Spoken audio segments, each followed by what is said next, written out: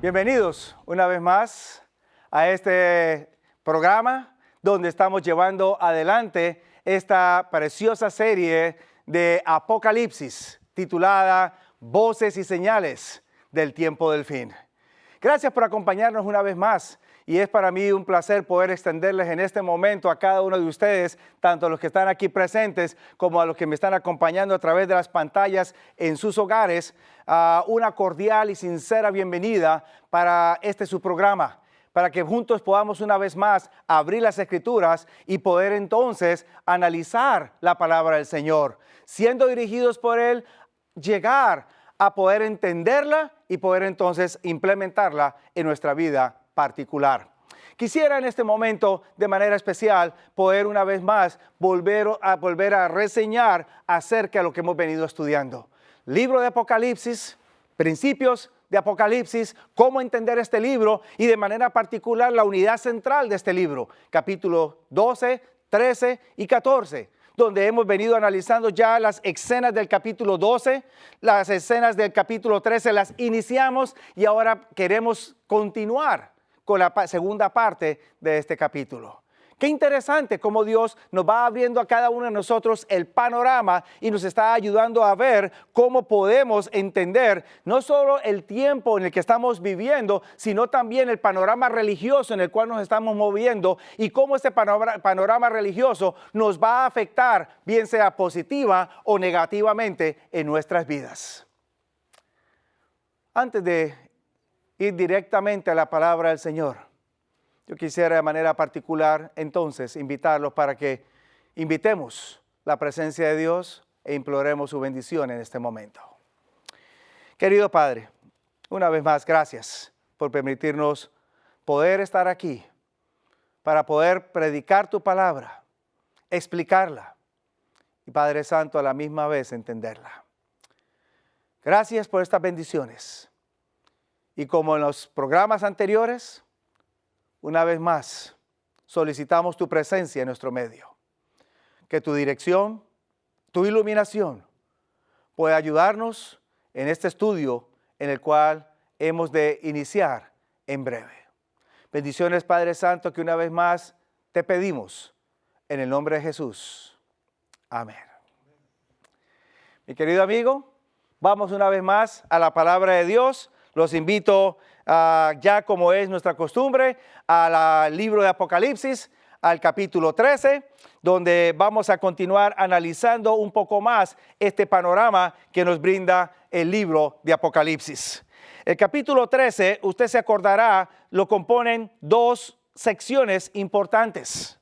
La primera sección es la que aparece en los versículos 1 hasta el versículo 10, donde se nos describe el surgimiento de una bestia. Y esta es una bestia marina o una bestia que surge de la mar. Y luego entonces la segunda parte de este capítulo 13 me describe el surgimiento de una segunda bestia a partir de los versículos 11 hasta el versículo 18. Y esta segunda bestia es conocida como la imagen de la bestia. Y esta imagen de la bestia surge de la tierra. Qué interesante. Poderes que surgen, controlan, pero a la misma vez afectan la existencia de la humanidad y la existencia de la iglesia cristiana sobre la tierra. Ahora, estos dos poderes que son descritos en el capítulo 13 de Apocalipsis son dos poderes que ahora se presentan como los protagonistas que han de perseguir a la iglesia cristiana, no solamente durante la Edad Media pasada, sino también en la época futura. Recordaremos que en el capítulo 12, el dragón era el elemento que perseguía. Pero ahora el capítulo 13 me especifica que el dragón que representa al diablo, en realidad lo hace a través de dos instrumentos humanos. El uno, una bestia que surge de la mar. Y el otro, una imagen de esta bestia que surge de la tierra. Esta primera bestia, concluimos en nuestro estudio pasado, representa a un sistema que desde el principio de la historia de la iglesia cristiana influyó en ella. Quizás en un inicio que fue positivo, pero que eventualmente, en la medida en que la fe cristiana se fue mezclando con otras prácticas e ideologías filosóficas, se fue desviando y terminó siendo perseguidor de aquellos que todavía querían mantener su fe en la palabra de Dios y en el Señor. Y por eso este sistema papal se encuentra descrito dentro de las descripciones que presentan a esta primera bestia. Este sistema papal fue descubierto o fue ampliamente identificado durante la Edad Media por los líderes protestantes como Martín Lutero, como Juan Calvino, Zwinglio y otros más, en cuyos escritos que todavía se encuentran disponibles, ustedes pueden encontrar cómo estos grandes hombres de Dios en sus épocas tempranas pudieron decir: este sistema es el anticristo, o representa al anticristo, o es el cumplimiento del anticristo. Este sistema representa o es el cumplimiento de la bestia de Apocalipsis 13. Un sistema que claramente es identificado, y ahora entonces, siendo identificado, el diablo, que más sabe por viejo que por diablo, ahora sabe muy bien que necesita redoblar su esfuerzo para confundir a la iglesia en el tiempo final. Y es por eso que la segunda parte del capítulo 13 me presenta no solamente el surgimiento de una imagen de la bestia, sino que también me presenta el resurgimiento de la primera bestia. Para que entonces ahora el mundo cristiano se confunda y se pregunte: ¿en dónde aparece el engaño? ¿O en dónde está la confusión? Entendamos este proceso, porque es importante que usted y yo le prestemos atención, porque es algo que nos toca y nos tocará vivir en los próximos años. El capítulo 13, a partir del versículo 11, me describe a una segunda bestia. Esta segunda bestia, como mencioné, se le llama o se la identifica como una imagen de la bestia. Ahora, ¿qué representa esta segunda bestia? Y en segundo lugar, ¿cuándo va a actuar este segundo sistema? ¿O cómo va a actuar este segundo sistema? Veamos algunas características que aparecen en el capítulo 13 del libro de Apocalipsis, a partir de los versículos 11 en adelante. Me dice la palabra de Dios a partir del versículo 11, que después de Juan haber observado a la primera bestia, sus actividades y cómo esta primera bestia recibe una herida de muerte, que luego sería sanada, surge una segunda bestia. Pero noten algunos detalles, palabras claves que son importantes que usted tenga en cuenta en este momento. Porque esta segunda bestia, en primer lugar, Juan en el versículo 11 me dice a mí que él vio otra bestia que subía de la tierra. Ahora, ese término otro u otra es significativo, porque en el idioma original se emplean dos palabras para referirse o que se traducen por otro u otra. El uno es el término alos. El otro es el término héteros.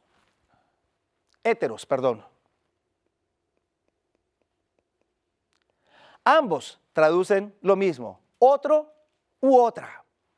Sin embargo, la distinción entre el uno y el otro es que mientras el primero, alos, quiere decir otro de la misma clase, de la misma naturaleza, las mismas propiedades, el segundo me habla de otro de otra clase, de otras propiedades, otra naturaleza.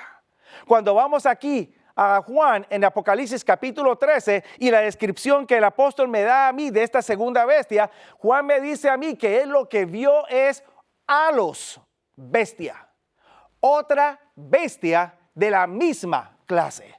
En otras palabras, este es el término que él utiliza, halos. Otra bestia de la misma clase. ¿Qué quiere decir eso para usted y para mí entonces, mi querido amigo? Quiere decir entonces que esta segunda bestia que está surgiendo va a ser una bestia que va a compartir las mismas características de la primera bestia y va a realizar las mismas actividades de la primera bestia. Así que las dos bestias de Apocalipsis 13 van a ser entonces enemigas del pueblo de Dios. Pero no todo termina allí, porque a la misma vez que me presenta que esta segunda bestia es semejante a la primera, realiza las mismas actividades de la primera, el pasaje bíblico me dice a mí que esta segunda bestia que surge de la tierra tiene dos cuernos. Y estos dos cuernos son particulares. Recuerden, la imagen de la bestia está reflejando alusiones al capítulo 8 de Daniel, donde hay una bestia con dos cuernos que también sale de la tierra, que es el carnero. Y ahora empezamos a notar que estos dos cuernos, que tanto representan reyes, como representan principios de gobierno, distinguen a esta segunda bestia. Porque esta segunda bestia, al igual que la primera, también representa un sistema. También representa un poder que ha de dominar en la historia. Pero qué interesante. Porque cuando empezamos a analizar los cuernos, vamos a encontrar que en el capítulo 12 y el versículo 11 me dice a mí que estos cuernos son cuernos semejantes a los de un cordero.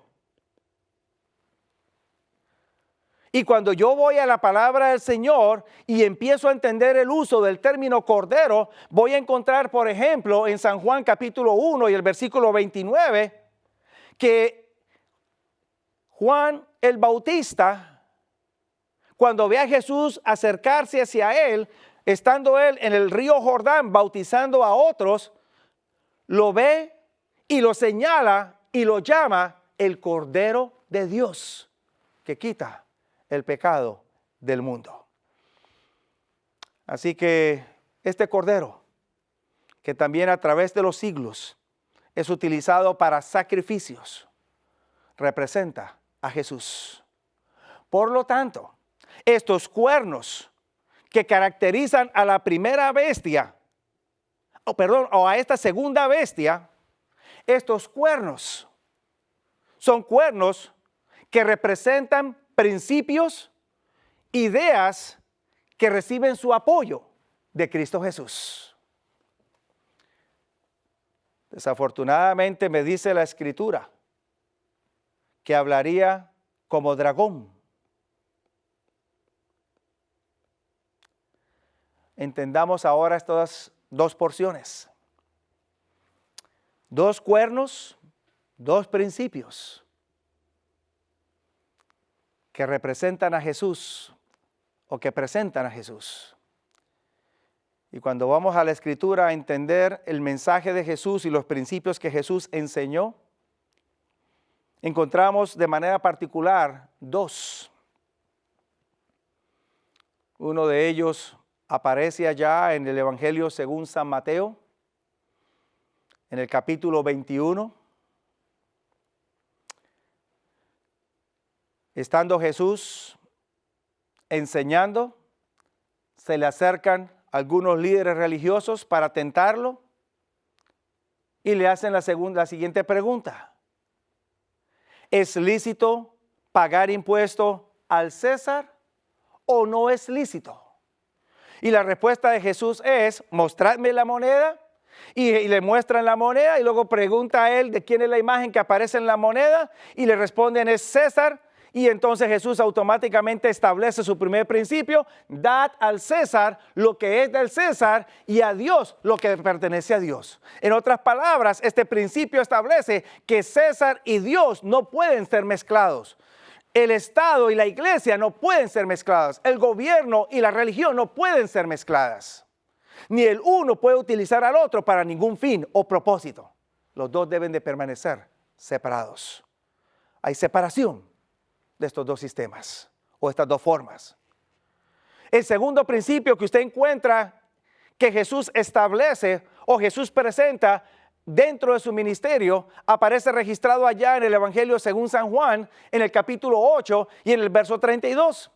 Cuando Jesús, siendo interrogado por los líderes religiosos una vez más, Él les responde: y conoceréis la verdad, y la verdad os hará libre.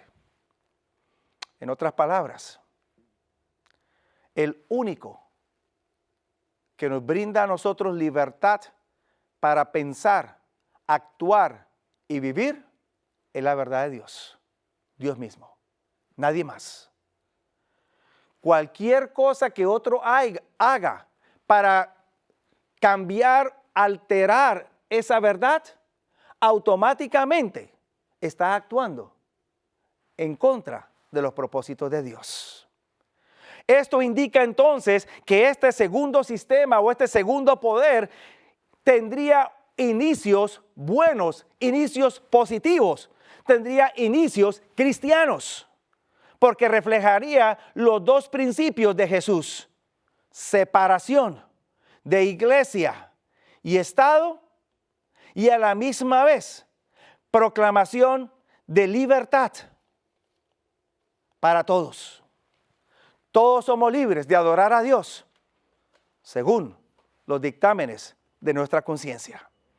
Principios que Jesús estableció, principios que eran violados por los líderes religiosos de su época y que ahora una vez más empezarían a reflejarse dentro de esta segunda bestia.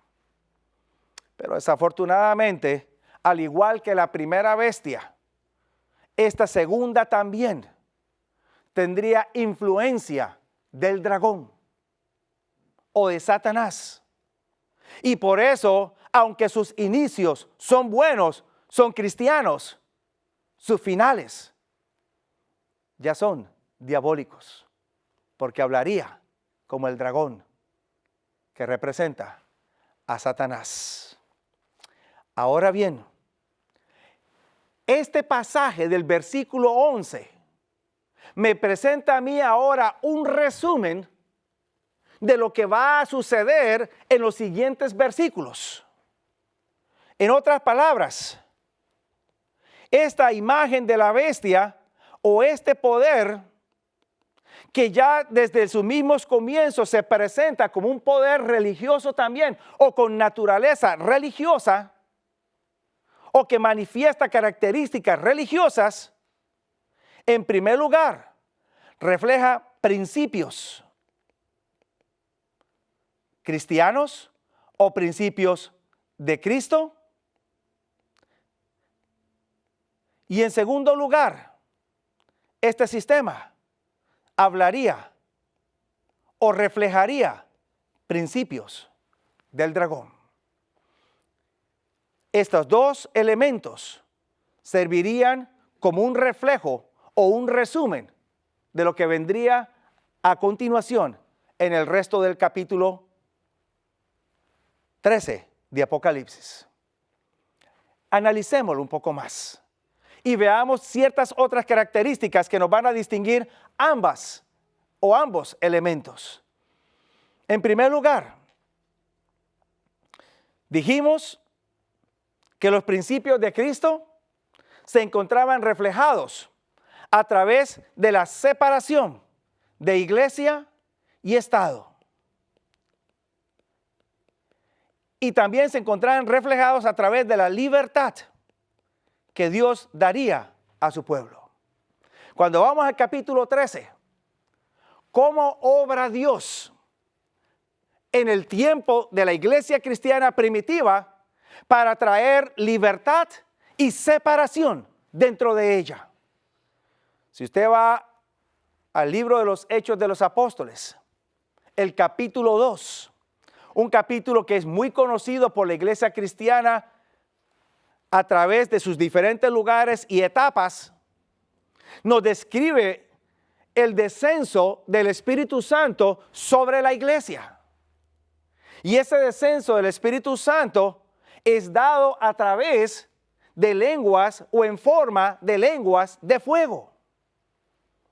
¿Qué hace ese descenso sobre la iglesia? En primer lugar, no solamente reaviva a la iglesia, sino que hace que la iglesia se mantenga separada, no utilice entidades gubernamentales para lograr sus propósitos. Y los mismos cristianos que aunque ellos sacrificaban sus vidas, se sentían libres de predicar aún en medio de la persecución y alegres de estar dispuestos a morir por Jesús si fuese lo necesario. Cuando vamos a Apocalipsis capítulo 13, vamos a encontrar que esta bestia hace descender fuego del cielo. Versículo 13. Hace descender fuego del cielo. Y como hace descender fuego del cielo, el resultado de este descenso son señales, milagros, y son señales y milagros que confunden o engañan. Pretende actuar como si fuera un servicio al Señor. En segundo lugar, esta imagen de la bestia tiene otra característica, y es que al hacer descender fuego del cielo, también lleva a la gente a adorar. Pero lo interesante es que en lugar de adorar a Dios, hace que se adore a la bestia y se adore a la imagen de la bestia. Pero ahora vamos a notar que después empezaría a reflejar características del dragón, porque no solamente traería unión de la iglesia y el Estado, sino que a la misma vez quitaría la libertad de conciencia. Hay una transformación dentro de este sistema. Ustedes se acordarán que yo les mencioné a ustedes que en el capítulo 12, versículo 17, algo sucede allí. Y en este capítulo 12, 17 de Apocalipsis me dice que el diablo, aunque se aira contra la mujer, en realidad no persigue a la mujer, persigue a la simiente de la mujer. Hay un cambio que hace que el diablo ya no vea a la mujer como un enemigo o una amenaza, sino que vea a la simiente como un enemigo o una amenaza y persiga a la simiente. ¿Qué ha pasado? Tratemos de entender esto. Identifiquemos a esta segunda bestia entonces, porque estas actividades no son actividades comunes y necesitamos entenderla. ¿Quién es esta imagen de la bestia? ¿Y qué representa? ¿Por qué va a actuar? ¿Y qué conexión tiene con la primera bestia? En primer lugar, detalles que les menciono y se los voy a ir mencionando para que usted vaya entendiéndolos y no me voy a detener mucho en cada uno de ellos. En primer lugar, me dice la palabra del Señor en el capítulo 13 y en el versículo 11 que esta segunda bestia o esta otra bestia que surge después que la primera bestia ha recibido su herida de muerte. O sea que si usted quiere seguir la cronología histórica del capítulo 13, usted va a encontrar que en la historia surge la primera bestia y después de que esta primera recibe su herida de muerte, surge la segunda bestia. Capítulo 13 no son solamente símbolos. El capítulo 13 me presenta a través de esos símbolos entidades terrenales que llevan cierta cronología histórica. La primera surge en la historia a principios de la Edad Media, 538 después de Cristo. La segunda surge después de que la primera recibe su herida de muerte, que ocurrió en 1798. Por lo tanto, el surgimiento de esta primera bestia ocurre alrededor o después de 1798. En segundo lugar, usted va a encontrar que esta segunda bestia surge de la tierra, no surge de la mar. Y esta tierra está contrastada con la mar.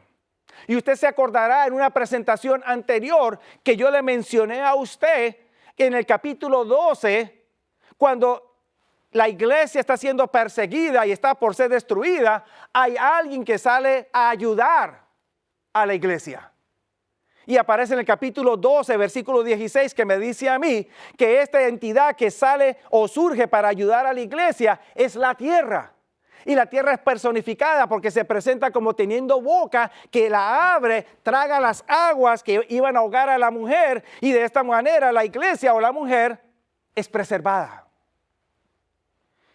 Y entonces empezamos a identificar a esta tierra. Y yo le brindé algunos pasajes bíblicos. Génesis capítulo 4. La tierra abre su boca y traga la sangre de Abel. La tierra es conectada con seres o personas creyentes, servidores de Dios. Mateo 23. La sangre de Zacarías es derramada sobre la tierra. También un mártir del Señor. La sangre de Jesús, Hebreos capítulo 10, es derramada sobre la tierra. En otras palabras, esta tierra está conectada con personas o creyentes que sirven al Señor según su conciencia.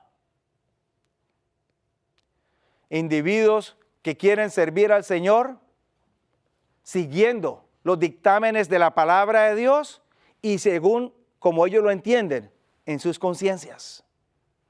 Así que este sistema denominado bestia, que surge alrededor o después de 1798, surge siendo fundado o establecido por personas que eran temerosas y creyentes de Dios. Pero en tercer lugar, este sistema refleja principios establecidos por Jesús: separación de iglesia y Estado, y entonces libertad también para todos. Características que van identificando a esta imagen de la bestia, a este sistema.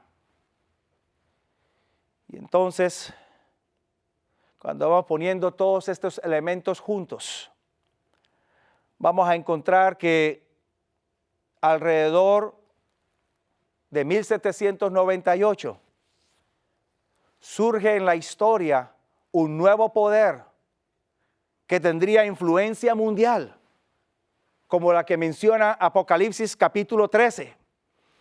Por ejemplo, capítulo 13, a partir de los versículos 14 y 15, tiene una influencia mundial.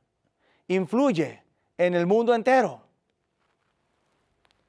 Solamente un sistema o un poder llena estas características. Y este poder es conocido en el presente como los Estados Unidos de Norteamérica. Sin embargo, noten ustedes ciertas características. Porque este sistema que surge en la historia como un poder que abre sus playas y abre sus puertas para que todos aquellos que están siendo perseguidos en el mundo antiguo encuentren refugio, encuentren un pequeño cielo aquí en la tierra y puedan experimentar libertad y separación de iglesia y Estado. Es un sistema que también tiene cierto fundamento. Y es un fundamento que no es secular, un fundamento que no es pagano, un fundamento que es cristiano. Enseña por medio de su constitución o sus leyes que debe haber una separación entre la iglesia y el Estado, la religión y el gobierno. Y que el gobierno no debe de dictaminar asuntos que puedan favorecer a la iglesia o a una iglesia en particular. Y en segundo lugar, también establece dentro de su constitución o sus leyes que las personas tienen derecho a adorar a Dios según los dictámenes de su conciencia. Y es por eso que usted encuentra que a través de la historia de los Estados Unidos, sus 200 y pico de años de existencia como nación, como sistema, como gobierno, ha habido un desarrollo y una pluralidad de religiones que en ningún momento han llegado a sentirse amenazadas con ser perseguidas o extinguidas por orden del gobierno.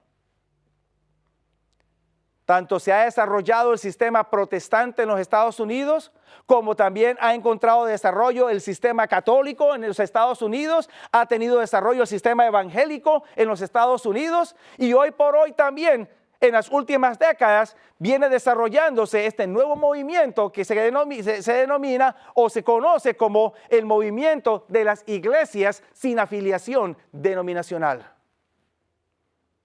o como su nombre en inglés las llamara non-denominational churches. 4 movimientos religiosos dentro de los Estados Unidos, y todos pueden asistir a sus congregaciones y todos pueden adorar a Dios según sus conciencias, según sus creencias, sin sentirse amenazados.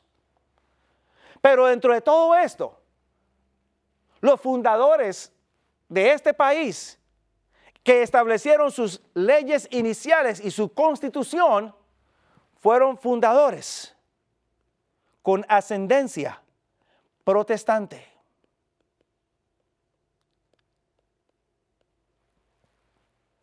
Hasta el tiempo en que surge los Estados Unidos en la historia, solamente existían 2 movimientos cristianos sobre la tierra. Estaba el movimiento católico o el catolicismo y el movimiento protestante o el protestantismo. Después surgen los otros. Así que este país que le abre las puertas a los que están siendo perseguidos en el mundo antiguo por el sistema papal, ahora entonces forma lo que serviría inicialmente como un refugio para aquellos que querían encontrar libertad de conciencia de orar a Dios como ellos lo entendieran. Es ese fundamento protestante lo que eventualmente no solamente forma las leyes de este país, sino que también eventualmente harían los cambios en las leyes de este país. Y por eso entonces las otras características que son de naturaleza religiosa.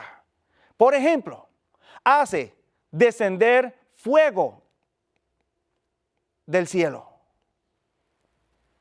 y engaña a los hombres por las señales que le es dado a hacer y los milagros que puede realizar. Aparecen en el capítulo 13, versículo 13 del libro de Apocalipsis. ¿Y cómo entender esa actividad? ¿Será que los Estados Unidos harían descender fuego literal del cielo? ¿O a qué se está refiriendo ahora?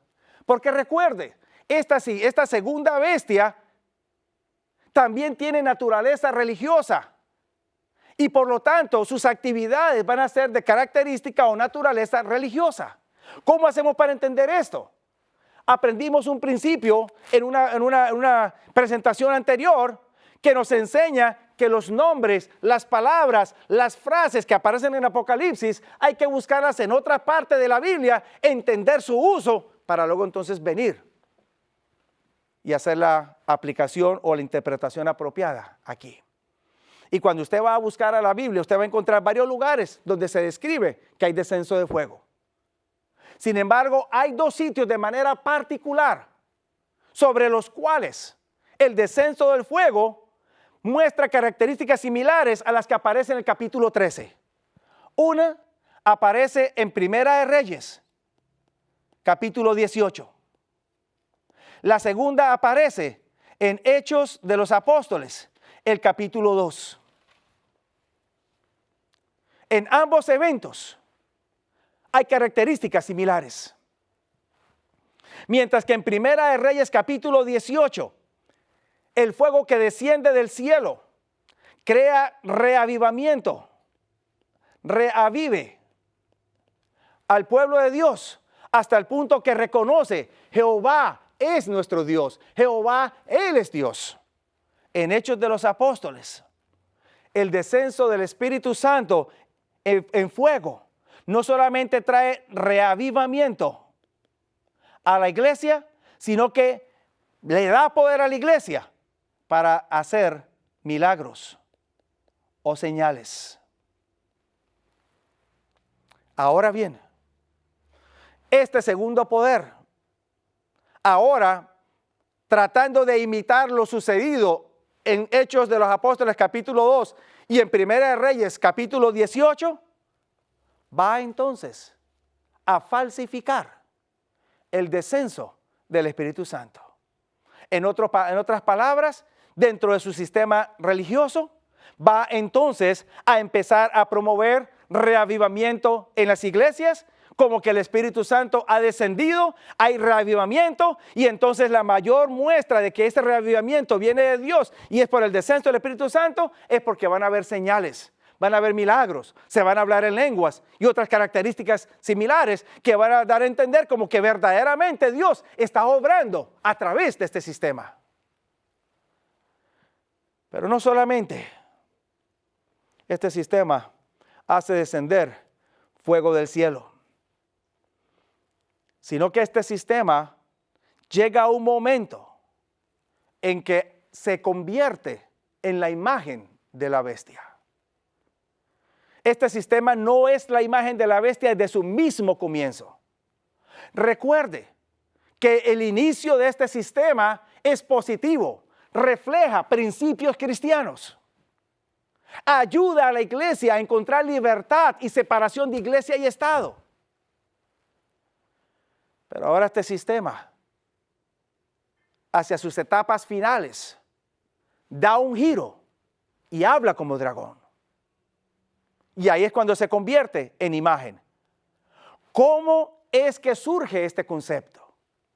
¿Cuándo surge? Capítulo 13 de Apocalipsis, versículo 15. Capítulo 13 de Apocalipsis, versículo 15. Dice la palabra de Dios: y le fue dado a la bestia dar espíritu a la imagen de la bestia. O sea, a la bestia ahora se le da la autoridad o el poder de dar espíritu a la imagen. Ahora, ¿cómo entendemos esta frase? ¿Qué significa esa frase? Dar espíritu es una frase que aparece en otras porciones de la Escritura. Por ejemplo, cuando usted va a Génesis, el capítulo 2, versículo 7. Dios forma al hombre del polvo de la tierra, pero el hombre no llega a ser un alma viviente o un ser viviente hasta que Dios respira o le da su espíritu. Y entonces viene a la vida.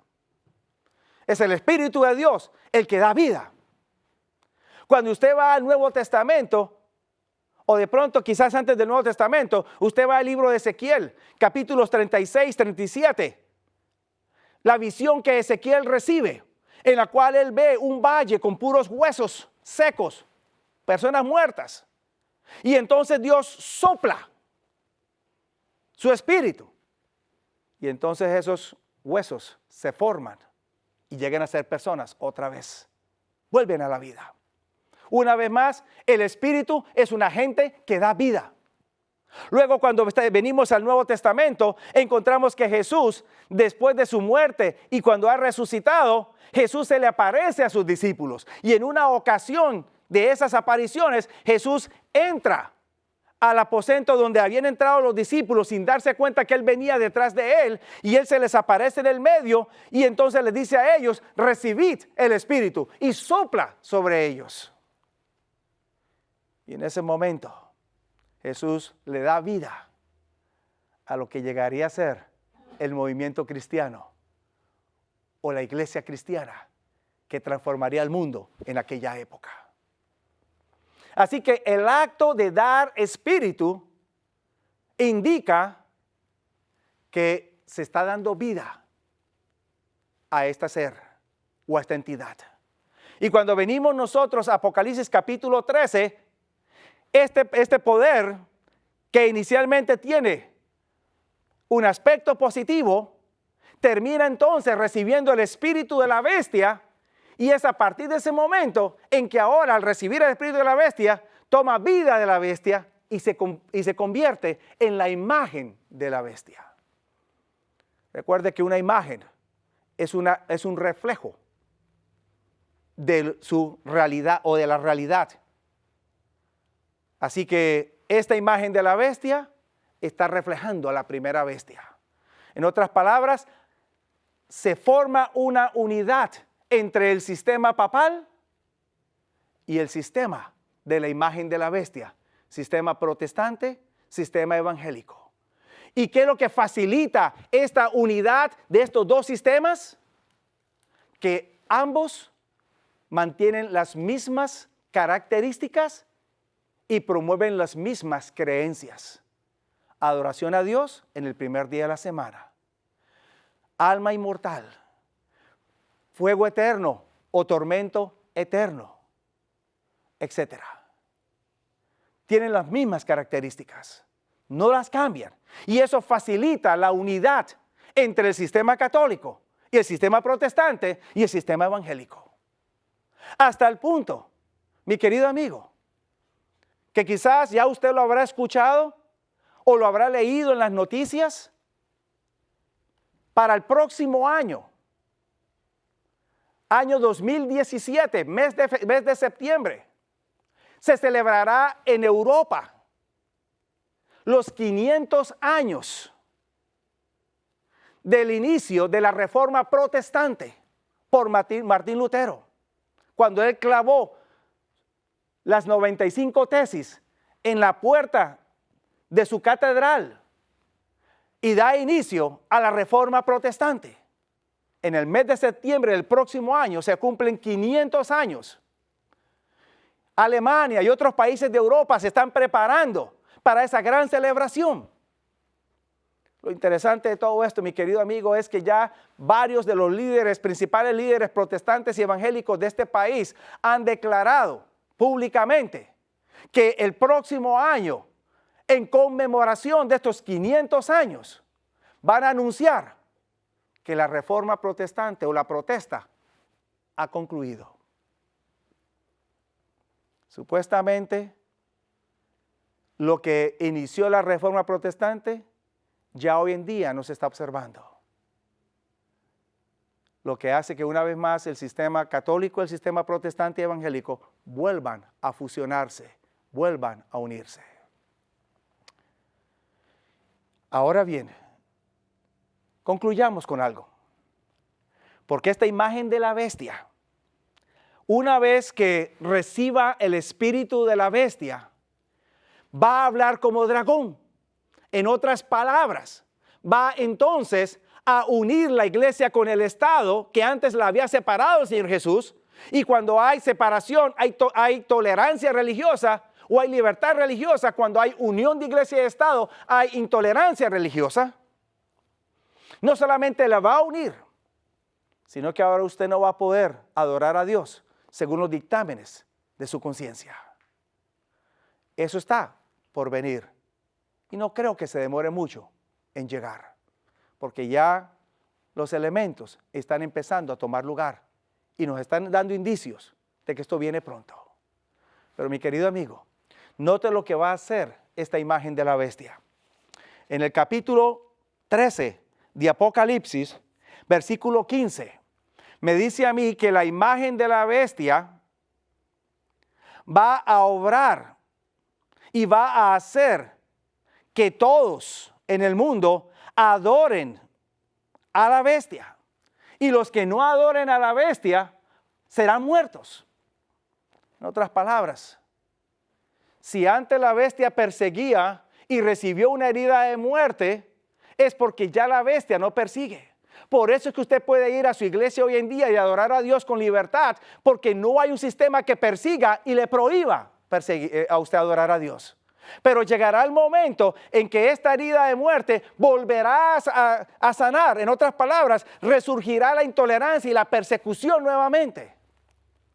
Y me dice que este sistema, denominado imagen de la bestia, representado por los Estados Unidos y el sistema protestante evangélico de este país, volverán una vez más a restaurarle la autoridad al sistema papal para que imponga su hegemonía sobre la tierra.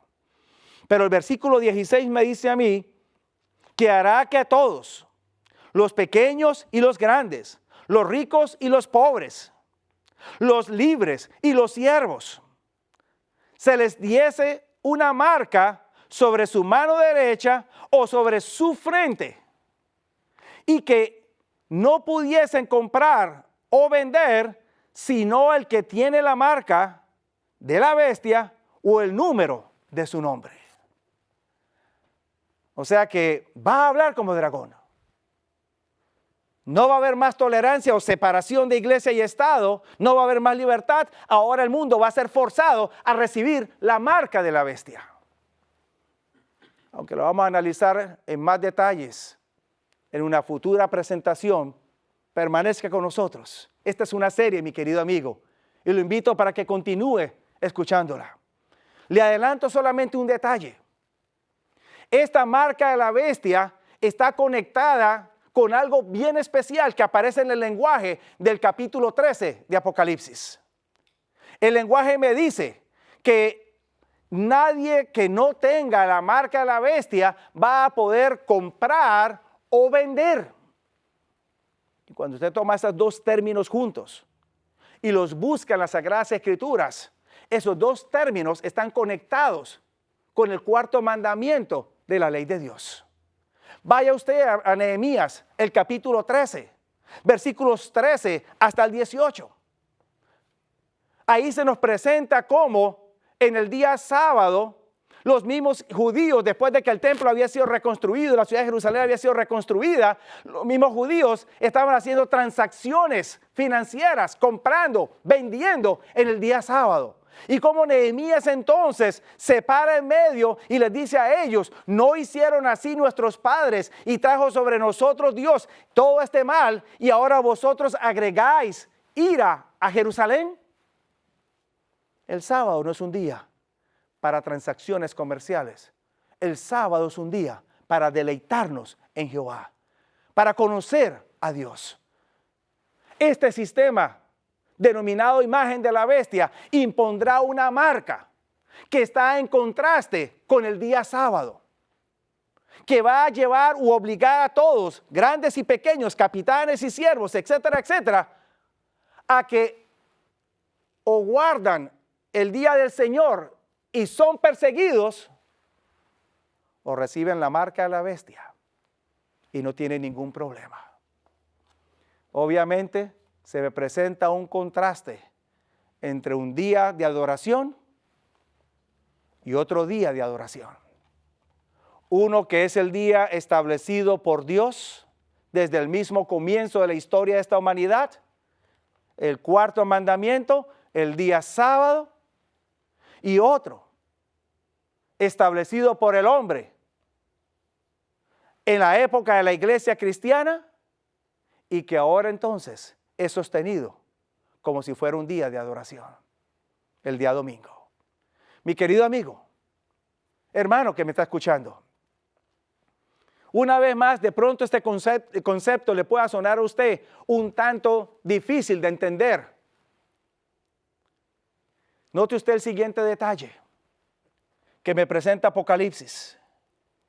En Apocalipsis capítulo 12, versículo 17, Juan me dice a mí que el meollo del conflicto en el tiempo final va a ser la ley de Dios. Los que guardan los mandamientos de Dios y tienen el testimonio de Jesús. La ley va a estar en el centro del conflicto en el tiempo final. Y los que guardan la ley serán objeto de la ira del diablo o del dragón y serán perseguidos.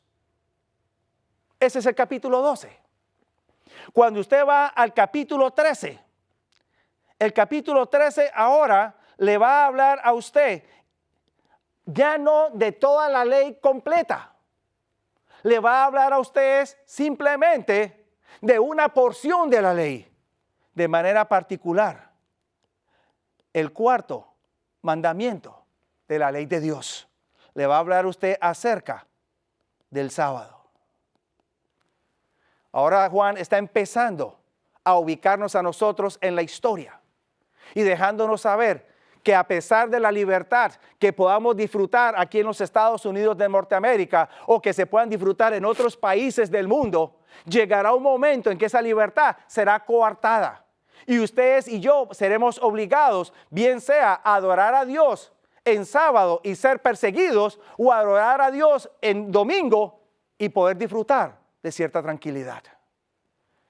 Este concepto es ampliado cuando usted llega al capítulo 14. Versículo 7.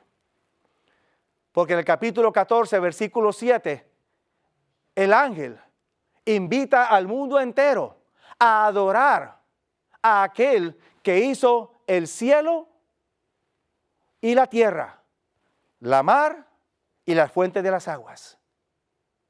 Y utiliza el lenguaje del cuarto mandamiento del sábado. ¿Por qué esa distinción especial hacia el sábado, mi querido amigo? Esa distinción especial se hace porque, a diferencia del día domingo, el sábado me presenta a mí, a un Dios creador. Esto usted lo puede leer allá en el libro del Éxodo, capítulo 20, versículo 11. El sábado me habla a mí de un Dios creador. Y también cuando usted va a Deuteronomio, capítulo 5, versículo 15, el sábado me habla a mí de un Dios salvador. Refleja los dos aspectos de mi Dios. Yo no necesito guardar otro día para reconocer que Dios es mi salvador y es mi creador. El sábado me lo brinda. ¿Pero por qué el énfasis? El énfasis aparece porque el mundo cristiano ha tomado una dirección diferente en cuanto a su adoración a Dios. El mundo cristiano ahora ha escogido adorar a Dios en un día que Dios no autorizó y que no aparece claramente autorizado en las Escrituras. Y por esta razón, el ángel o la Escritura me está hablando a mí que este sistema va a imponer una forma de adorar y usted va a tener que escoger entre adorar a Dios como Dios le pide, de acuerdo a su principio, de acuerdo a su ley, o adorar a Dios de otra manera. No se olvide de este sincretismo que se formó en el tiempo de Israel, vino en el tiempo de Jesús y que vuelve otra vez en la iglesia cristiana. Es una mezcla de creencia en Dios con otras teorías que son extrabíblicas o que están fuera de la Escritura. Mi querido amigo, el mundo cristiano te invita a ti a adorar a Dios en un día particular. Tanto el catolicismo como el protestantismo, como el evangelicalismo y también las iglesias no denominacionales. Todos estos grupos tienen algo en común. Adoran a Dios en domingo. El pueblo de Dios debe de adorar a Dios según el principio establecido en la Escritura. Ahora bien, esta mezcla vuelve a ser una vez más identificada a través de un número que aparece en Apocalipsis, capítulo 13, versículo 18. El número 666. Ese número hay que entenderlo dentro del marco bíblico, no fuera de la Biblia. Y este número aparece en Primera de Reyes, capítulo 10, versículo 14. Y allí se me presenta a mí a un Salomón que, estando en el pináculo de la fama y habiendo dominado, conquistado naciones a su alrededor, recibía anualmente un tributo de 666